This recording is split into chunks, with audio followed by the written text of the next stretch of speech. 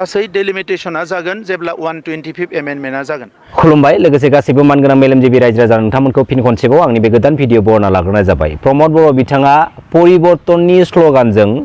जोंनि बे BTC council political सिस्टेमाव entry मारि फैदोंमोन आरो जोंनि गोबां माखासे रायजो राजाफ्रा प्रमद बर' बिथांनि परिबर्तननि स्ल'गानखौ फोथायनानै प्रमद बर' बिथांखौ थारैनो माबा मोनसे मोजां सोलायनाय खामानिखौ मावनानै लाबोमारगोन साननानै बिखौ सापर्ट खालामदोंमोन। नाथाय बे थांनाय 5 बोसोराव प्रमद बर' बिथाङा जेरैबायदि परिबर्तन जेरैबायदि सोलायनायनि खामानिखौ जों रायजो राजानि सिगाङाव मावनानै दिन्थिनांगौमोन बेफोरबायदि खामानिखौ दिनैयो मावफुंनानै दिन्थिफुंनो हादिया। आरो दा समाव प्रमद बर' बिथाङा जोंनि बे थाखानाय 40टा समष्टिखौ 60टा समष्टि 60टा समष्टि बारायनायनि सायाव आरोबाव गोदानै थगायनानै मिडियानि सिगाङाव बाथ्रा फोसावनाय बायदिखौ जों दिनैयो नुनो मोनदों। दा 125 एमेन्डमेन्टआ थांनाय पार्लियामेन्टआव गुबुन गुबुन रायजोआवबो जिहेतु 6 सिडिउल दङ ओंखायनो जास्लाबाखिसै। जों मिजिंथिदों जुलाइ मासाव बियो एमेन्डमेन्टआ जागोन, नाथाय सेप्तेम्बरावनो इलेक्सन जानायलाय गासै 60 समष्टि जानांगौमोन, बियो जास्लाबनाय नङा। जेरै जेब्लायनो माने 125 एमेन्डमेन्टआ जागोन बिनि उनाव जोंनि समष्टिया अट'मेटिकलि 60 जागोन। दा बे बाथ्राखौ स्पेसियली जोंनि बर' हारिनि इन्टेलेक्चुवेल लेखा गोरों सुबुंफोरजों लोगोसे जोंनि बर' हारिनि इयुन जेनेरेशननि फरायफुनाय बा लेखा गोरों लाइमोनफोरा नायनाया नोजोर होनाया जोबोद इम्पर्टेन्ट। जेराव दिनैयो 125 एमेन्डमेन्ट बिलनि बाथ्राखौ बुंनाय जादों। बे 125 एमेन्डमेन्ट बिलखौ जुदि पास खालामनाय जायोबा जुदि खालामनाय जायोब्ला अट'मेटिकलि जोंनि बे बिटिसि काउन्सिलाव माने 60टा सिटआ माने बाराय जानाय जागोन होननानै दिनै प्रमद बर' बिथाङा बुंदों। लोगोसे प्रमद बर' बिथाङा 125 एमेन्डमेन्ट बिलनि बाथ्राखौ जेरैबायदि बाथ्रा बुंनानै मिडियानि गेजेरजों जोंनि सिगाङाव फोस्रावदों, बे प्रमद बर' बिथांनि फोस्रावनाय बाथ्राया थारैनो सैथोमारना बे बाथ्राखौ बेनि गेजेरजों जोङो फोरमान मोननो थांगासिनो दङ। बे जाबाय पार्लियामेन्ट अफ इन्डिया रायजो सभा। बेवहायनो रोखा रोखा नोंथांमोना फोरमान मोनगोन जे जोंनि बे नर्थ इस्टआव 6 सिडिउलनि सिङाव लाजानानै बानायजानाय अट'नमास डिस्ट्रिक्ट काउन्सिल आरो अट'नमास काउन्सिलफोरा गासै 10टा दङ, गासै 10टा दङ। दिनै बे 10टा अट'नमास काउन्सिलफोरनि गेजेराव गासै मोनबेसे अट'नमास काउन्सिल डिस्ट्रिक्टफोरखौ दिनै 125 एमेन्डमेन्ट बिलनि गेजेरजों दिनै मेम्बारशिपफोरखौ बारायनो थांगासिनो दङ। बेवहाय दिनै रोखा रोखा लिरनानै दोननाय जादों। नोंथांमोना एसे खोनासं जे बे पार्लियामेन्ट अफ इन्डिया रायजो सभानि लेखा बिलाइयाव पेज नाम्बार 25 आरो 3.2.23 paragraph 2 of the 6th schedule to the Constitution provides for not less than 30 members for each of the autonomous district councils,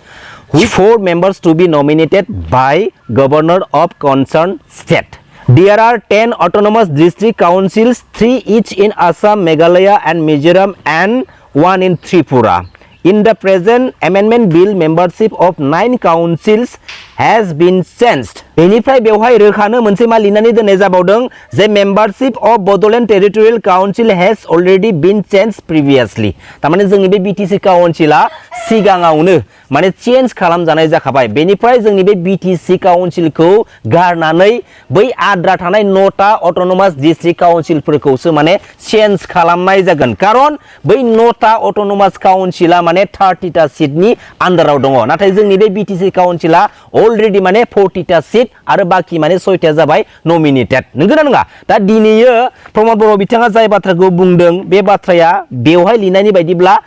दिनै नंखाय। दा दिनै बे पार्लियामेन्ट अफ इन्डिया रायजो सभानि लेखा बिलाइयाव लिस्टआव दिनै लिरनानै दोननाय माखासे बाथ्राफोरा क्लियारखा। जेराव दिनैयो प्रमद बर' बिथाङा बे लिरनानै थाखासेयाव माखासे बाथ्राफोरखौ दिनै गावनि गोसो बायदि जोंनि सिगाङाव बुंनानै फोसावनायासो जोबोद माने साननो गोनां बाथ्रा जानानै फैदों। खारन दिनै गावबागाव पलिटिकेल बेनिफिट्सनि थाखाय जानला मेला बाथ्रा बुंनानै जोंनि गेजेराव फोसावनानै नङैखौबो नंगौ बायदि नंथारगौ बायदि दिनैयो जोंनि बर' फिसाफोरखौ दिनैयो खोमायाव सोनानै होनो नाजानायासो जोबोद माने साननो गोनां बाथ्रा जानानै फैदों। नंगौना नङा? प्रमद बर' बिथाङा दुलाराय बर' फरायसा आफादनि आफादगिरि बिबानाव थानानै जोंनि बड'लेण्ड मुभमेन्टखौ लिडिं खालामबोनाय बै समनिफ्रायनो थगायनाय आरो दिनैसिमबो गावनि बे पलिटिकेल केरियारनि समसिमहालागै जों बर' रायजो राजाफोरखौ माने थगायनाय। बेनिनि गेजेराव बयनिख्रुइबो देरसिन एग्जाम्पल होननानै बुंनो थाङोब्ला फर एग्जाम्पल 2 बोसोरनि गेजेरावनो माने मा जोंनि बिटिआरखौ सुइजारलेण्ड खालामनाय। दिनैयो बिटिआरानो मुङानो बेसेबांबा गेदेरखा होननाय मानसिया बे 125 एमेन्डमेन्टनि बाथ्राखौलाय माने इसेबां सिरियास लानांगौ जानानै फैखो?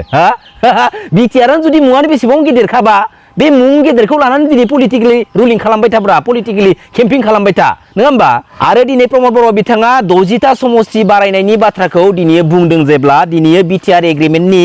3.1 क्लजनि रमान 3 नाम्बाराव मा लिरनाय दं मिथिगौना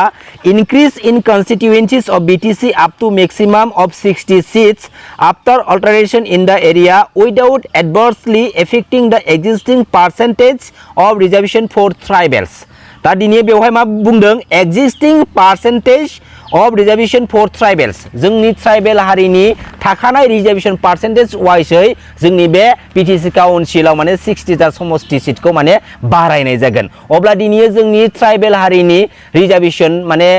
मोनथाया बेसेबां 10% दिनै जुदि थारैनो बे जोंनि ट्राइबेल हारिनि 10% रिजर्वेशन महरै जुदि जोंनि बे बिटिसि काउन्सिलाव 60टा समस्तिखौ बारायनाय जायोब्ला जों ट्राइबेल हारिनि स्पेशली जों बर'फोरनि मोनथाया खैथा सीट जागोन only 6टा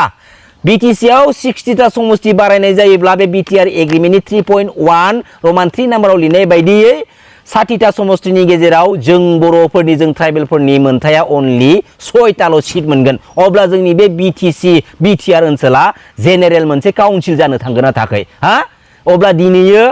जाय हानि थाखाय जाय मोनथायनि थाखाय बुहुमनि साफ्रोम बर' फिसाफ्रा गोरनासे खखाबसे बिखुङाव ओंखाम थफ्ला बायै बायै दावहा नांबोदोंमोन सोमावसारबोदोंमोन बेनि उनावहाय बिएसि बिटिसि बिटिआर बायदिखौ मोनदोंमोन दिनै मोनखांनायनि उनावहायबो दिनै साधारन मोनसे एग्रिमेन्टनि गेजेरजों प्रमद बर' बायदि थगायसुला लुबैसुला आखुनि लिडारफोरनि थाखायनो दिनै जोङो आरोबाव फिन बै थार्ड क्लास बै एन्टि बड' एन्टि ट्राइबेल हारिनि आफाखि सिङाव थानोसै नामा दिनै जोंनि हायावनो बे एन्टि बड' एन्टि ट्राइबेल हारिनि मानसिफोरनि आफाखि सिङाव थानोसै नामा बेबायदि एसेबां थार्ड क्लास लेभेलनि षड़यन्त्रखौ माबोरै मा मेगनजों मा ब्रेनजों दिनै लिरनानै लाना फैनाय जाखो आरो बेल' नङा दिनै बिटिआर एग्रिमेन्टखौ मानगोनां एन्डि ब्रादार्समोनखौ लानानै बानायनाय जादोंमोन ना होमबा मानगोनां एन्डि ब्रादार्समोनखौ थगाय थसि माबोरै बिटिआर एग्रिमेन्ट खालामना लाना फैनाय जादों बेनि देरसिन माने फोरमानफोरा जाहैबाय मा जे बिटिआर एग्रिमेन्टनो बे 9.4 क्लजनि गेजेरजों मा लिरना लाना फैनाय जादों the criminal cases registered against members of NDB factions for non-heinous crimes shall be withdrawn by government of Assam as per procedure established by law criminal cases registered in connection with heinous दिनै तारमाने जायफोरना नन हाइनियास case दं माने register जानानै दङ बै एनडिबि ब्रादार्सफोरनि मुङाव बैसोरखौ माने कर्टआव नायबिजिरनायनि गेजेरजों तारमाने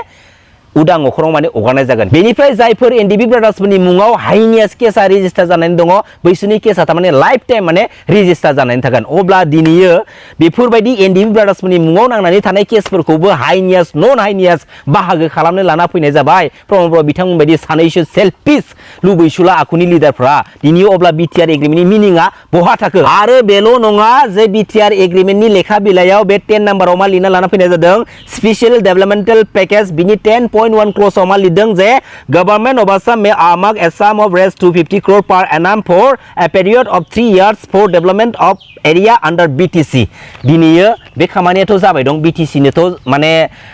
250 crore करि हरगासिनो दङ आरो बेनिनो 10.2 क्लज मा लिरनाय लाना फैनाय जादों मिथिगौना